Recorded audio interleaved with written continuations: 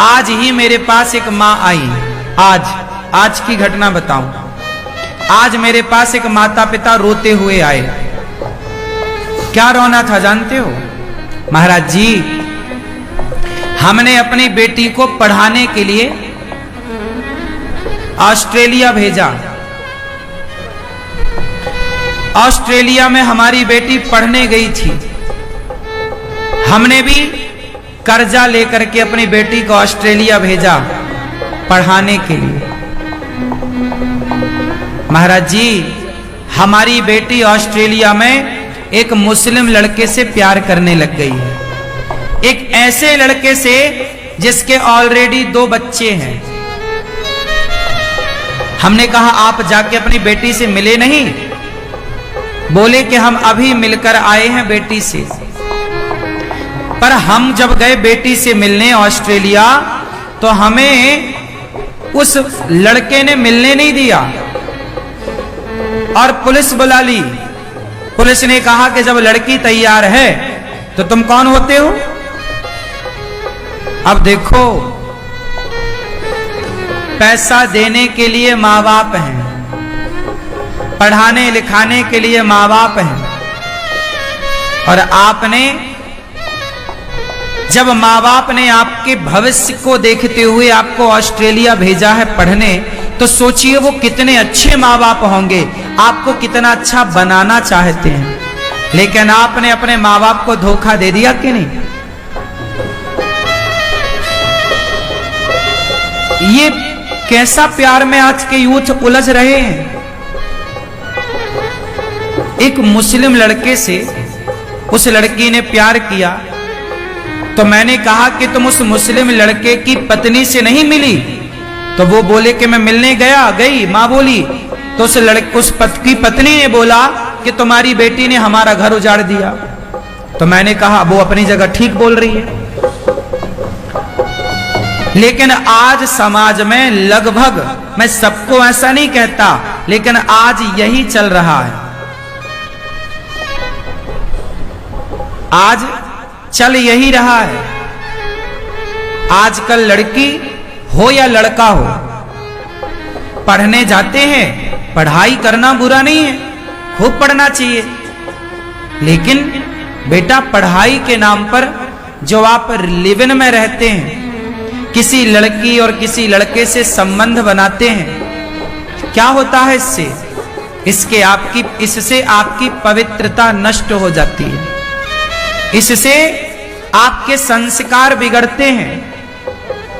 भारत है ना, हमारे भारत में आज के पहले कभी किसी ने विवाह के पहले किसी स्त्री या किसी पुरुष से कोई रिश्ता नहीं रखा, कोई संबंध नहीं बनाया।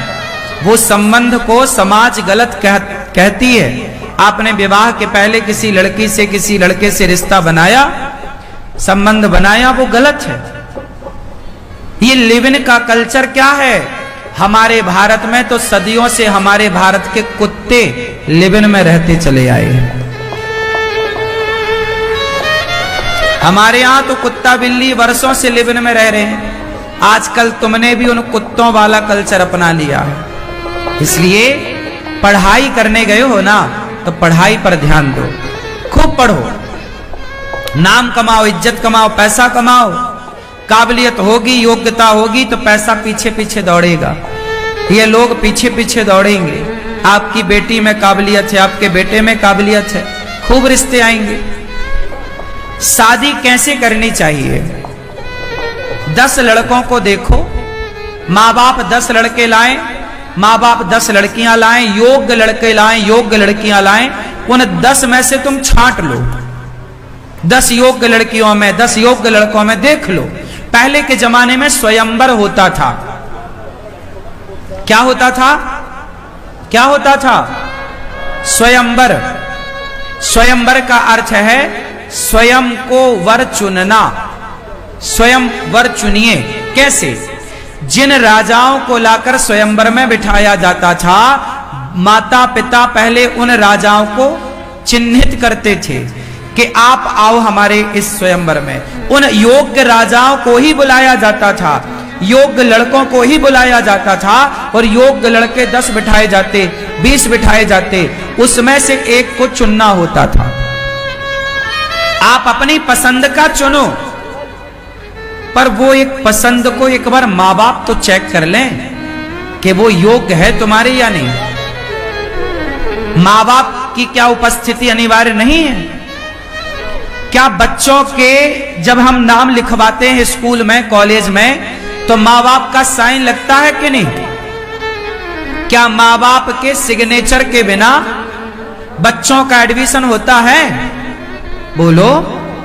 कोई अपने का सिग्ने, माँ बाप ना हो तो ताऊ करे, चाचा करे, हाँ या ना? जब माँ बाप के सिग्नेचर के बिना तुम्हारा स्कूल कॉलेज में दाखला नहीं होता, तो माँ बाप के सिग्नेचर के बिना कोर्ट बेटी और बेटों का विवाह किस आधार पर कर देती है?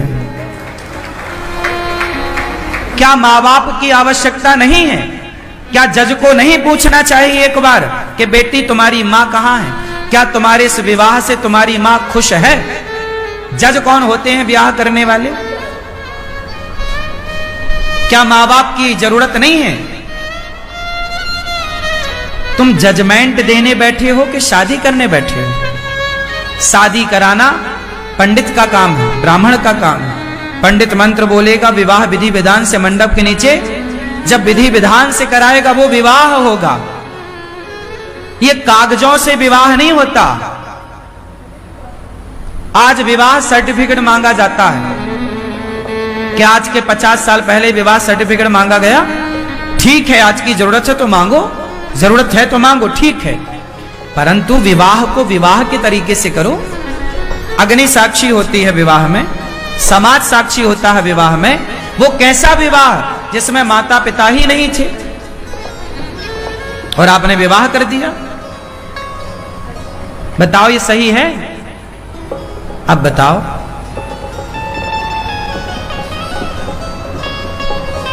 इक्कीसवीं सदी है, आज का जागरूक समाज है, तो जागरूक समाज का अर्थ ये नहीं है कि हम अपने संस्कारों को भूल जाएं। जागरूकता का मतलब ये बिल्कुल नहीं है कि आप अपने संस्कारों को भुला दें। इसलिए शादी ब्याह करना बुरा नहीं है, पर अपने माता पिता की उपस्थिति में, माता पिता की राजी मर्जी से